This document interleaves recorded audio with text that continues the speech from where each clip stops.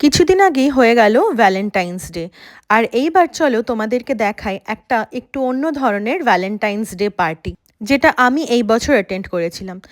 না না, এটা অ্যাকচুয়ালি ভ্যালেন্টাইন্স না, ইট ওয়াজ আ গ্যালেন্টাইন্স ডে পার্টি। সাধারণত আমরা আমাদের হাজবেন্ড বা বয়ফ্রেন্ড বা পার্টনারের সাথে আমরা ভ্যালেন্টাইন্স ডে সেলিব্রেট করি, but this was a all women's party, যেখানে আমরা সমস্ত মহিলারা একসাথে হয়ে একজোট হয়ে এক ছাদের তলায় এসে আমরা সবাই মিলে সেলিব্রেট করলাম আজকের দিন। The colour of the day was pink. ভাবা যায় যে এরকম একটা গ্যালেন্টাইন্স ডে পার্টি আমরা সবাই মিলে সেলিব্রেট করছি, that too wearing a pink colour sari.